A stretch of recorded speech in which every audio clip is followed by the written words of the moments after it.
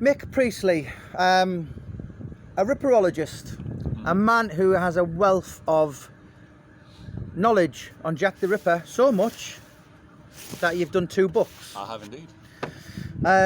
You make your living taking people around the East End of London. I certainly do. We do the Jack the Ripper tour.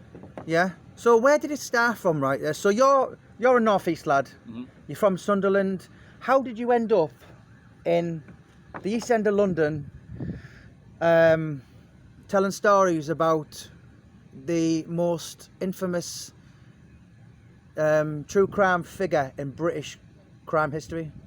Well, I think I first got interested in that kind of subject. My mum has a lot of true crime books, and I read one when I was about 14, and it was Richard Ramirez, the Night Stalker. And I read that, and I never read anything like that. And then it was Ted Bundy and John Gacy. How old were you then? About 14, something Right. like that when I read it. And then it's a weird psychology that fascinates me. So I always go like true crime and serial killers was definitely my specialist subject. And then when you move to London, because I moved to London in 2005, you can't avoid the fact that I was able to go and actually see these spots for the first time. And then I started writing the book on Jack the Ripper, this one here, and then met a few people, met the boss, and was like, well, we need a tour guide, do you want to do it? So hell yes, that's been me ever since. But obviously you went up to speed, if you like, on Jack the Ripper straight away. So how many years knowledge and research have you got? I think the first time I'd ever read a book on Jack the Ripper, I was probably about 20 odd years ago. But I think I've really got into it, if you like, about 10, 12 years ago. So I mean, I had the idea of writing a book a few years before I actually did. So I made like a sort of bit of a half-assed sort of effort at it, and then you had a few drafts, and then eventually started writing the book in like 2012. But it was a specialist subject of mine anyway. So it was certainly by the time I started doing the Ripper tours, I was already into all the research by then, so I was clued up by then. Because of course you're from Sunderland and you already have a Jack. So Wearside Jack. Oh, Wearside Jack. John Humble. Yeah, you know, links to the Yorkshire Ripper. But you're here now. You live in the East End. So which one is your tour then? The Jack the Ripper tour with Ripper Vision is the Right. one we just said. You can either go on thejacktherippertour.com or rippervision.com, and that's and that'll be us. Right. So I'm going to put the links on this video in there. I mean, you've certainly took some celebrities around, and you know, can you tell me who you've? Yeah, I took Charlie Sheen on a walking tour a while ago. He was a nice guy. Martin O'Neill, who I mentioned before. The Well, funny enough, manager. you say that because I've been talking to Martin all week, and because obviously he's doing the forward for my Alan Thompson book, and we started talking about Jack the Ripper, and he said, Jamie, I did one a couple of years back, and we've just been talking there, and you said I took him, so that's quite a small world. So I'm going to talk to Martin, and I'll say, I've been with the guy. I'll probably send him this video actually.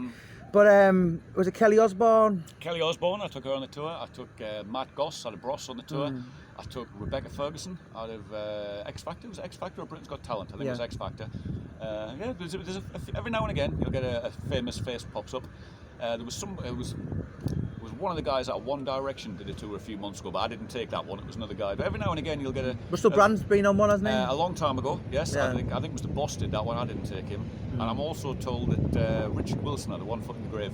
Right. One of the old tour guides. You had a picture with him. He took me on a tour a long time ago. So it's out there, and why do you think that the Ripper case kind of, you know, I've read so many books over the years, The Craze, The Essex Boys, all these kind of Lee Duffy's, North East, but for some reason, Jack the Ripper, the case, you read it, you're fascinated, and you seem to go back. It really captures people, doesn't it?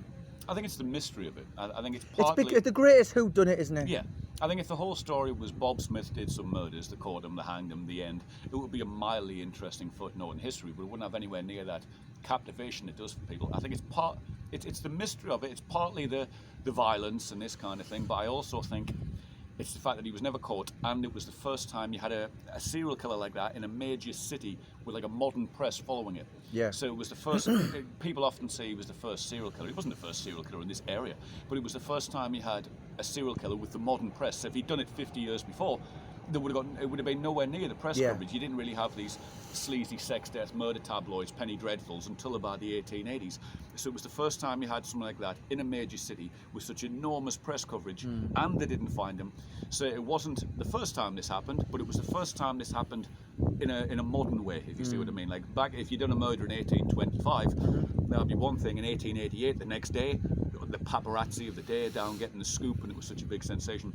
I also think it's the environment in which it all happened. It's the gas lamps and the slums and the poverty and the misery. It sounds like a nightmare before anything even happens. And I think kind of a combination of all of those sort of enchain human attention.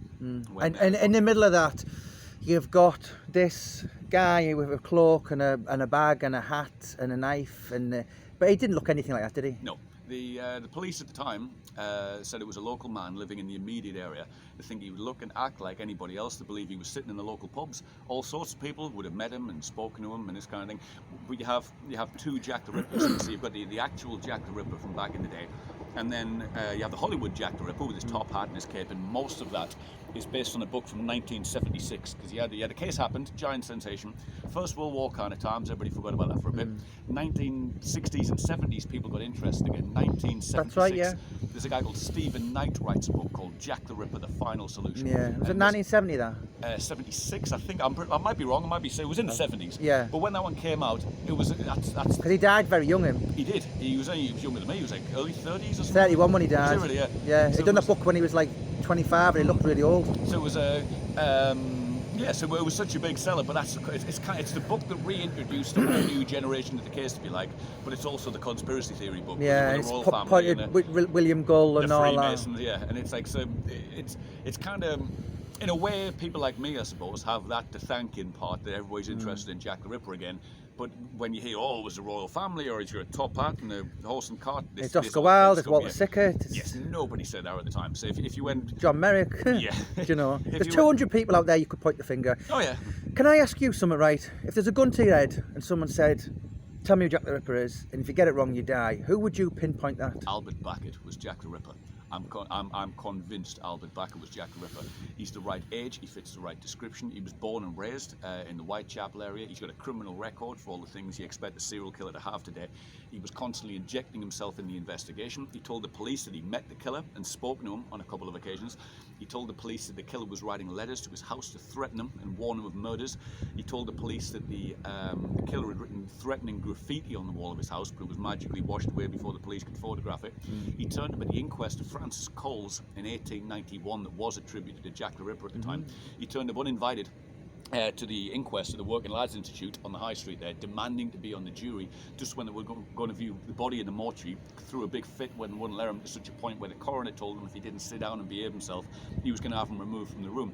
And I think he just wanted to see the body in the mortuary, but he worked as an engraver, which is interesting, because whenever you watch the movies, people always think he was some sort of medical man, and this is a modern thing as well. The doctors at the time said he had no medical training whatsoever, not even the skill that a butcher or a horse slaughterer would need, they said. So Albert Beckett, as an engraver, the reason that's interesting is because when Annie Chapman was found murdered, in particular, and when Alice Mackenzie was found murdered in 1889, she was lying there on the floor, and in Hanbury Street, and next to her there were these two polished farthings that they said had been polished brightly and machined around the edges to look like valuable half sovereigns or something like that. And the police believed that it was the killer's MO, if you like, that he would meet women in the dark, give them these fake coins that looked like the more valuable, then he would attack you and seems to take them back. I found 4 other women in the area who got attacked but managed to scream and get away or something, and they said he'd always given you these fake coins, and once he'd gone you realise these coins are worthless. Like if I give you a fake 50 in the dark now in modern times. So the police actually had, the city and metropolitan police had teams of detectives specifically looking for men who were ripping off prostitutes for fake coins. Albert Beckett, as an engraver, he would have had all the tools and the knowledge to do that in the house, to manipulate these coins and machine them around the edges if he'd wanted to. Then in 1889 he was actually arrested, taken to court and charged on 2 separate occasions for passing counterfeit coins just like that.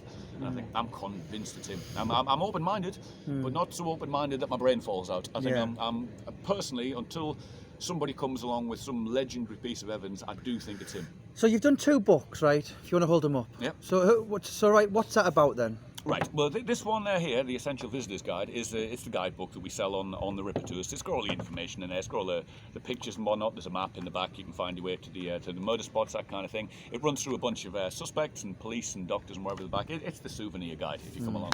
And this one is my big one. One Autumn in Whitechapel. So it's the whole case in detail, never done before. Exclusively and only from the original files and reports and nothing else. So there's no conspiracy theory nonsense. It reads like a modern day serial killer investigation. And I won the 2017 Book of the Year award for it. Wow. They did a true crime conference in Liverpool, so I was quite pleased with that. It is my masterpiece. Right. And does it point the finger at that suspect you've just It does mentioned? indeed, but only in the last 2 chapters, because usually I find when you buy a book by whoever and he thinks Bob Smith is the killer, you open a page 1, he's talking about Bob Smith, and he twists it all the way through to make you convinced him. I deliberately didn't do it like that. So the last 2 chapters talk about Albert Beckett, and they start there. So this entire lot here is just the case in super detail. If you thought it was Bob Smith was the killer, I'm not going to change your mind until we get to here. You see what I mean? So it's yeah, that's the whole case exactly as it happened. And then now that we've read all that, this is why I think it's him. Right. Yeah. What's your plans for the future then? Ripper-wise, well, I mean, I'm actually writing another book at the moment. What's that called? More true crime. It's called Active Shooter. So it might be, working title is Active Shooter: The American Mass Murder Phenomenon. But it's on the mass shooting cases in the States. I've done a chapter on the Vegas massacre, that kind of thing. I'm writing a chapter on the Parkland massacre, if you remember that, the Marjorie Stoneman Douglas High School. Yeah, so I've got about 9, nearly 10 chapters done. So that's my work in progress at the moment. What about any future more Ripper books? I've got plans to do a couple more guidebooks, but not like a full-length one. Anything I could ever possibly wish to say is in there. That's my entire So you're not opinion on the case. you're not milking it. Your heart and soul was put into that, wasn't it? There's not going to be one autumn. That's a part of you, really, isn't it? And I must say, Mick, that's a fantastic name. One Autumn in Whitechapel. Thank you very much. A lot of people say it was 10 weeks, but it was actually over 9 weeks, wasn't it? Yeah, they called the Autumn of Terror. So. Yeah. And so how can people get in touch with you then? Can people get in touch for personalised walks and yes, I can. maybe wedding do's, stag do's, hen all of the do's? above. If you were to go to thejacktherippertour.com, you can book it on there. If you specifically want to go with me, you can just drop it in there. So you want to go with Mick, and yeah, I'll... See, all the links will be in the bio for this video. So if you've liked this video, we want to find more about Mick Priestley and his book, One Autumn in Whitechapel, and the second book was Jack the Ripper Essential Visitor's Guide. Yeah, and you're 37 now, so is the East End your home? Yes, obviously I'm from the northeast, but I've lived here for 16 years now, so I think it's I consider myself to be from East London, or certainly from London now. My entire adult life I've lived here. Yeah. But yeah, I don't see myself. I've no plans to leave the East End anytime soon. Yeah, and I mean, it's I just got to show you. We're actually on Mick's, to the top of his house, and this is like the most impressive thing you've ever seen.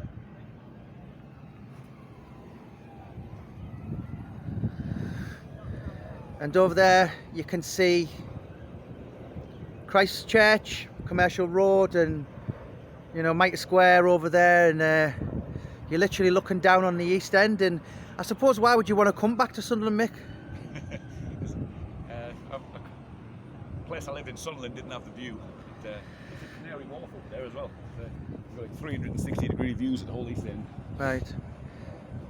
So, yeah, if you find Mick interesting, some of the stories you've told me walking up here, I've been like, wow, I think that, Mick, you need to get more focused. You need to put yourself on I agree. Facebook, Twitter, YouTube. So you're on Instagram. How many followers have you got? 23.3 thousand now. Right. How can anybody get in touch with you on that? Best way, if you find MP Priestley on Instagram, so it's at MPPRIESTLEY. Right. So if anyone's got any queries or wants to find out more anything about what Mick does, you're friendly enough. You'll and that do you run that yourself? The Jack the Ripper Tours. The Instagram there. Oh, the Instagram, yes I do. Yeah? Yes. So you'll always get back to everyone who wants to get in touch. Any email I go on there goes straight to me, and I reply to everything. Mick, it's been an absolute pleasure, sir. Thank you for talking to me. It's always great.